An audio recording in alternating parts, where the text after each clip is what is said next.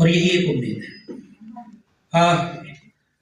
ऐसे आयोजन में लेखक ज्यादा नहीं बोल सकता, क्योंकि उससे जो कहना है वो इस किताब के तकरीबन 232 पन्नों में कहा जा चुका है।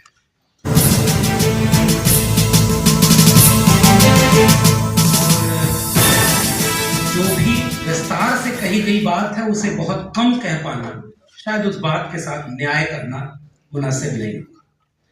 मगर मैं शुरुआत में ही इस किताब के अपने सबसे प्रिय नायक भारतीय वाङ्मय के संत कबीर को याद करते हुए कि कबीर कुआं एक है, पानी भरे अनेक, और बर्तन में ही भेद है, पानी सब में एक, उसी से इस बात को शुरू करता हूं कि इस देश के हजारों साल के इतिहास में गैर बराबरी, विभाजन, हकमारी, इस तरह के हालात के खिलाफ एक लंबा प्रतिरोध का इतिहास भी मौजूद है।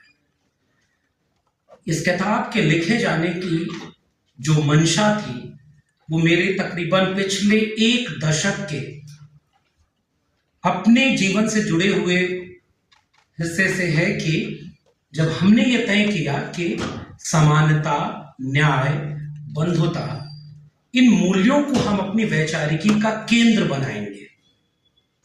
हमारा स्पष्ट विचार हो जो सामाजिक न्याय का विचार है, जो समाजवादी सपने के साथ आगे बढ़ता है कि मिटे गरीबी और अमीरी, मिटे चाकरी और मजबूरी, दो बातें हैं मोटी मोटी, सबको इज्जत सबको रोटी। इस तरह के हाशिए पर पड़े तबकों के पक्ष में खड़े होकर के हमने अपना एक विचार चुना, और जिस विचार की नुमाइंदगी करने वाली एक किताब का नाम है भारत का संविधान।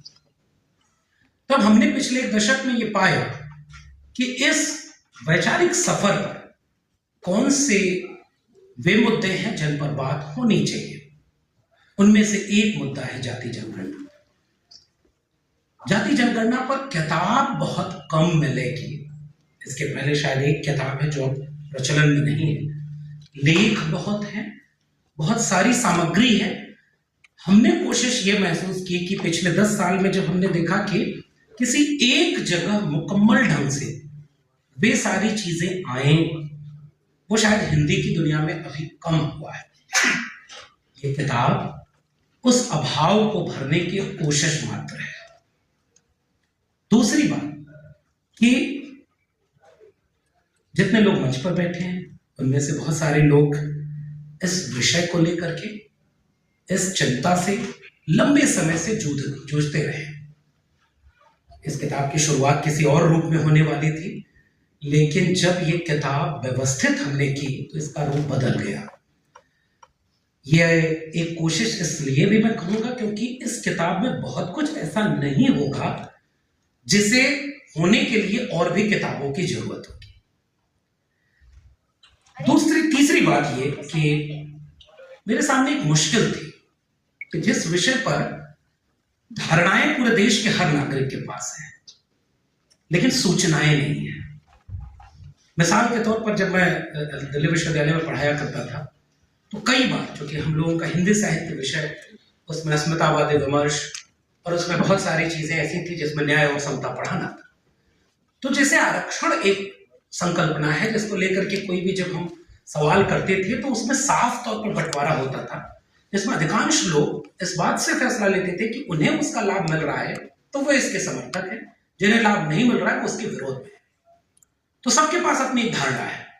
जाति जनगणना एक ऐसा विषय जिसका पूरे देश में सबके पास धारणा है, लेकिन सूचनाएं बहुत कम है, और जो धारणाएं हैं वो पूर्वाग्रह से ग्रसित है या किसी नैरेटिव से संचालित है। क्या ऐसी कोई किताब या ऐसा कोई बौद्धिक काम उन धारणाओं को सूचनाओं के साथ व्यवस्थित कर सकता है? ये किताब उसी की परिणाम में है। किताब बहुत व्यवस्थित है या नहीं ये तो पाठक तय करेंगे, लेकिन जब हमने इसे लिखने की कोशिश की तो हमने ये तय किया कि एक आसान भाषा में, कहानी की शक्ल में एक गंभीर सवाल को क्या है अपने उन लोगों तक पहुंचा सकते हैं जिनको एक बार पढ़ने में बुनियादी समझ बन सके। मिसाल के तौर पर जब आप इसका चैप्टराइजेशन देखेंगे तो हमने शुरुआत की है गिनती, गिनना। पहला ही चैप्टर है गिनती का जादू, और हमारे समृद्ध पैनल वो सारी बातें आएंगी जो मैं अभी नहीं कहूंगा, क्योंकि मैं केवल अपनी किताब के एक सफर पर छोटा सी बात कहने आया हूं। लेकिन आप प्रोफेसर कांचलिया का लेख मुझे बहुत मददगार किया। जब वो गिनने की पॉलिटिक्स से लेकर के हजरत ईसा, हजरत मूसा, वहां से होते हुए दुनिया में गिनने की पॉलिटिक्स क्या है और भारत में कैसे शुरू हुई, सम्राट अशोक, चंद्रगुप्त मौर्य, कौटिल्य के अर्थशास्त्र में गिनने की क्या संकेत है, और वहां से लेकर के अकबर के काल तक, यानी अकबरी तक एक लंबा इतिहास मौजूद है। पहले चैप्टर में मैंने कोशिश की है कि आप हाइपोथेसिस बनाते हैं कि पहली बार जब गिनती नहीं है सभ्यता के पास, अंक नहीं है, अभी विकसित नहीं हुई है भाषा, फिर भी कोई चरवाहा अगर भेड़ चराने गया होगा तो वो कैसे गिनता होगा, कितनी भेड़ें उसकी गई, कितनी वापस आई। उससे मैंने एक हाइपोथेसिस डेवलप की कि पहले क्या वो कोई कंकड़ से, और यह सभ्यता मानव सभ्यता के इतिहास में दर्ज है, और वहां से कितने कंकड़ जेब के अंदर उतनी भेड़ें घर के अंदर, और जितनी भेड़ें बाहर उससे कंकड़ से जोड़ना, ताकि वो तय कर सके कि संख्या, गिनती और उसका संसाधन दोनों तालमेल में बना रहेंगे। सभ्यता शायद उन गिनने की शुरुआती बिंदुओं से शुरू होती है, और हम जानते हैं इस किताब को आप पढ़ेंगे तो हजरत ईसा मसीह का जन्म ही यरूशलेम हो रहा है जब उनके राज्य में जनगणना हो रही है। हजरत मूसा एक तंबू लेकर के उस सफर पर निकले हैं जिनमें जनगणना का एक इतिहास जो होता है। और मैंने अपनी भूमिका में जो बात कही है वो ये कहना चाहता हूं आपके बीच में कि उस तंबू के लिए एक प्रतीक चुना कि ये पवित्र तंबू है, इसमें ईश्वर का वास होगा, इसकी निगहबानी हमारे लोग कार्य करेंगे। फिर मुझे 2025-26 का भारत याद आया कि शायद मेरे भारत में भी 2 तंबू तान दिए गए, जिन तंबुओं को ईश्वर का प्रतीक बना दिया गया। एक तंबू राष्ट्र का और एक धर्म का। और राष्ट्र के भीतर जब नागरिकों ने अपनी गैर बराबरी के खिलाफ हिस्सेदारी का सवाल उठाया तो राष्ट्र नामक तंबू खतरे में आ जाता है, और जब धर्म नामक तंबू के भीतर जातियों ने हजारों साल के अन्याय, हकमारी और गैर बराबरी के खिलाफ न्याय और समता की आवाज उठाई तो धर्म का तंबू खतरे में आ जाता है। ये किताब आपको उस सफर पर ले चलेगी कि 2025 में जब जाति जनगणना का विरोध करने वाले लोग आपात स्थिति में, इस किताब के आखिरी चैप्टर का टाइटल है धर्म पूछा जाति नहीं, और आपको वो उस सफर पर ले जाएगी कि जब 2022, 23, 24 और 2025 तक पूरा देश ये मांग करने लगा था कि अगर जाति जनगणना होगी तो न्याय और समता की कोई नीति नहीं बन पाएगी, इसलिए जाति जनगणना जरूरी है। तब वो लोग जो इसके विरोध में खड़े थे वे कहते थे कि मेरे लिए केवल एक जाति है, गरीब और अमीर। वे कहते थे कि जो करेगा जात की बात उसको मारूंगा कस के लात। वे कहते थे कि बंटोगे तो ... वे कहते थे कि हिंदुओं को बांटने के लिए जाति जनगणना की बात की जा रही, और वही हुकूमत, वे लोग ही 22 अप्रैल 2025 को देश पर पहलगाम आतंकी हमला हुआ, और 30 अप्रैल 2025 को कैबिनेट मंत्री आकर देश को बता रहा है कि हम अगली जनगणना में जाति जनगणना भी शामिल करेंगे। क्या यह दबाव था या सहज स्वीकृति या कोई साजिश? ये किताब आपको आखिरी उन अध्ययन तक ले जाएगी। बाकी मैं बहुत विस्तार में अपनी बात नहीं कहूंगा क्योंकि वो किताब कह चुकी है। मेरी कोशिश थी कि उन गिनने की पॉलिटिक्स से शुरू करके भारत में उन दक्षिणपंथी कुतर्कों का जवाब भी दिया जा सके जो आज भी टीवी पर बैठ करके कहते हैं अंग्रेजों ने जातियां गिनकर जाति पैदा कर। इसलिए इसके चैप्टर का नाम है अंग्रेजों का कसूर, गिनकर जाति पैदा कर।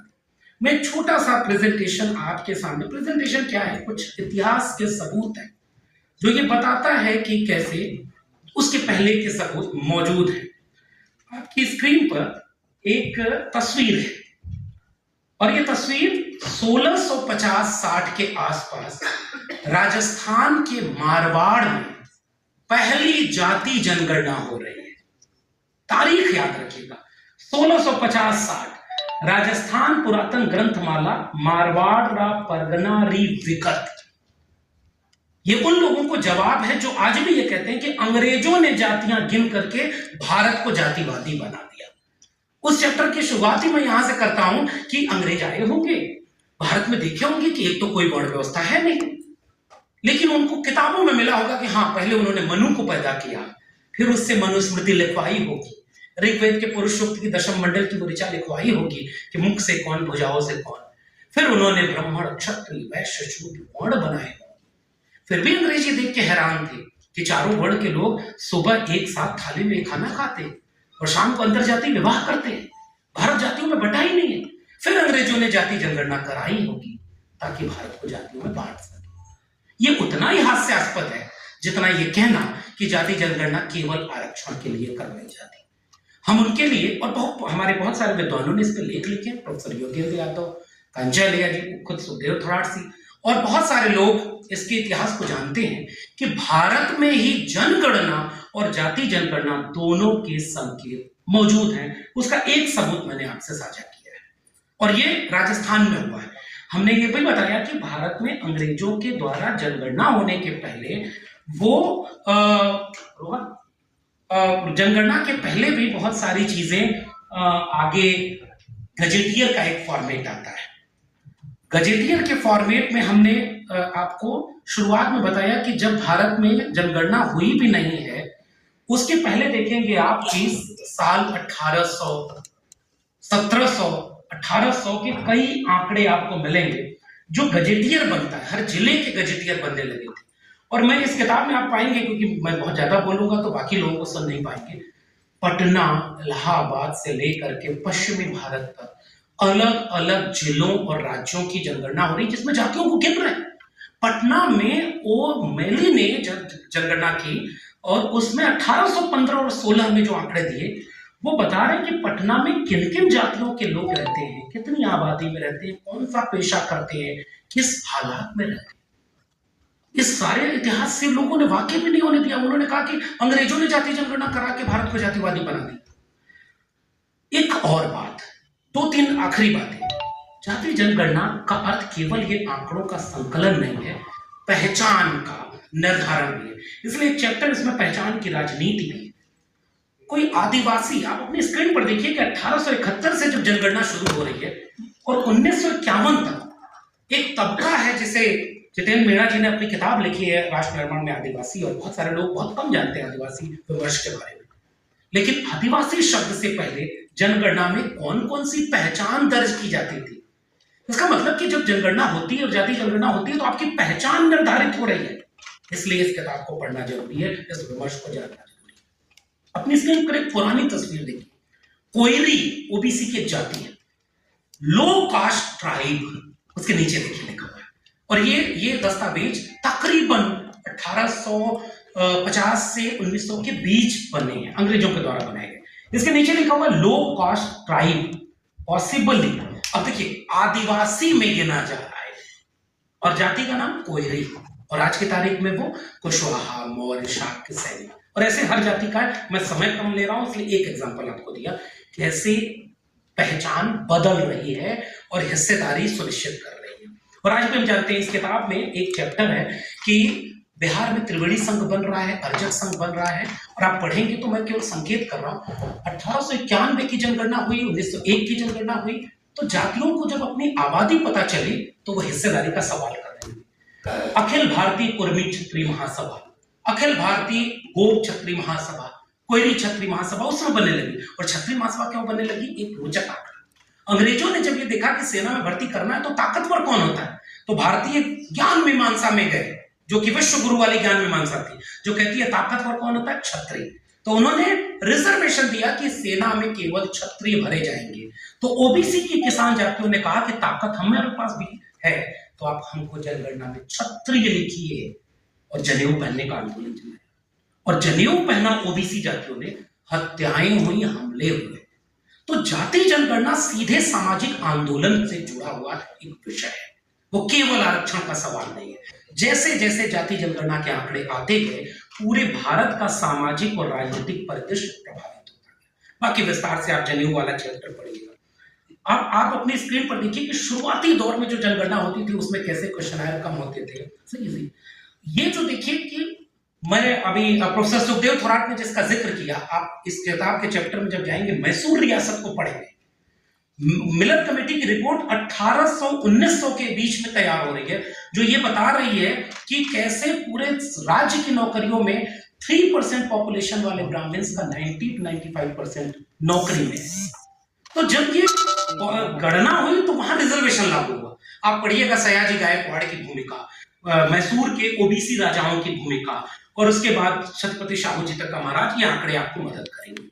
फिर बाद में हमने इस किताब में आखिरी में आकर के कि कैसे आजाद भारत में जाति जनगणना नहीं हुई, लेकिन कैसे उसके आंदोलन चले, मंडल आंदोलन आया, जैसे क्रिस्टोफ जेफरसन कहते हैं कि आजाद भारत की मूक क्रांति है। और पूरे भारत में जब जातियां राजनीतिक रूप से वर्चस्व में आ रही, योगेश जी बैठे हुए हैं, गुरु राजनीतिक रूप से, जब रजनी कोठारी जी ने इसका बहुत अच्छा जवाब दिया है कि जब पूरे देश का एलीट इंटेलेक्चुअल कह रहा था कि भारत की राजनीति का जातिवादीकरण हो गया, तब उन्होंने कहा कि नहीं, ये उन जातियों का राजनीतिकरण हुआ है जिनके बिना भारत में लोकतंत्र और समानता न्याय संभव नहीं था। तो कैसे जाति जनगणना के खिलाफ विमर्श खड़ा किया गया कि ये तो बांटने वाली साजिश है। शायद ये किताब आपको उसमें मदद करेगी। और आखिर में धर्म पूछा जाति नहीं, उस चैप्टर के बाद मैंने कोशिश की है कि अभी भी खतरा टला नहीं है। और यही मैं अपनी बात खत्म कर रहा हूं कि हुकूमत ने मान तो लिया, जो कहते थे कि जाति नहीं होती, प्रधानमंत्री बनना था तो जाति बताई, राष्ट्रपति किसको बनाया, प्रेस कॉन्फ्रेंस करके जाति बताई। जो कहते थे जाति होती नहीं, वे कहते हैं कि 2000 साल तक शोषण हुआ तो 200 साल तक तो आरक्षण हमें देना पड़ेगा। हम तो सवाल करते हैं कि देने वाले आप कौन है। इस देश के कमेरा लोगों ने, 90% लोगों ने इस देश को रहने, दुनिया को रहने लायक बनाया, लेकिन उन्हें हिस्सा नहीं मिला।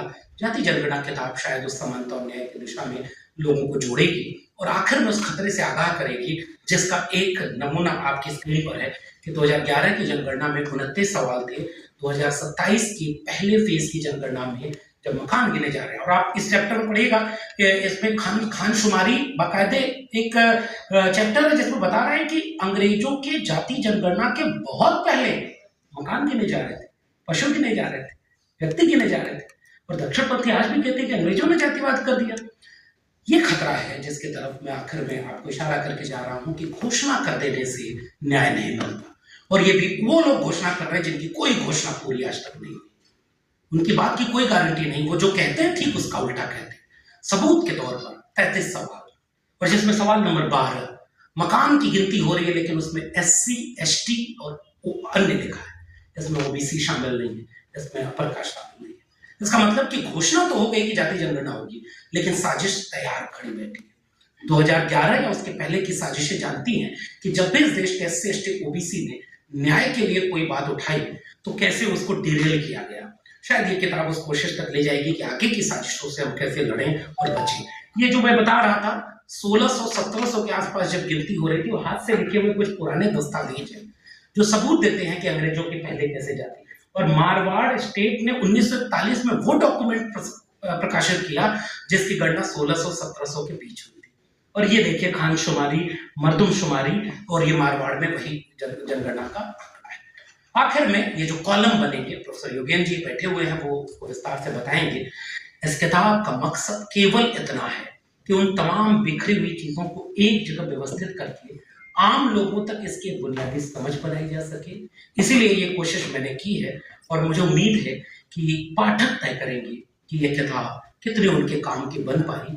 अभी तो ये एक शुरुआत है, लड़ाई बहुत लंबी है, क्योंकि अगर गणना हुई भी तो उसके आंकड़े आएंगे कि नहीं, उन आंकड़ों से नीति बनेगी कि नहीं, और नीति लागू होगी कि नहीं, इस सब में अभी बहुत इम्तिहान बाकी है। जाते जाते अपनी किताब में दर्ज बुल्ले शाह के उस पद को पढ़कर अपनी बात खत्म कर रहा हूं और ये किताब आपके हवाले करता हूं कि आप इसे खूब पढ़ें, विमर्श करें, जो इसमें कमियां हैं उससे हमें आगाह कराएं, और जो अगर इसमें अच्छा है तो इसे लोगों तक ले जाएं, ताकि हम बेहतर दुनिया बनाने के उस ख्वाब को जी सके जो बुद्ध, कबीर, रैदास, पलटू दादू देखा है, फुले ने देखा, अम्बेडकर ने देखा।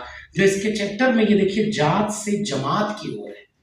योगेश जी बैठे हुए हैं, समाजवादी आंदोलन के नारे बहुत सारे लगे होते थे। डॉक्टर लोहिया जाति तोड़ों की बात करते थे और जमात जोड़ों की बात करते थे। डॉक्टर बाबा साहब अम्बेडकर धनी ऑफ कास्ट की बात करते थे। शायद हम भी उसी दिशा में जाति को एक बीमारी मानते हैं इसलिए एक चट्टान की तरह सख्त ये कवर पेज बना है।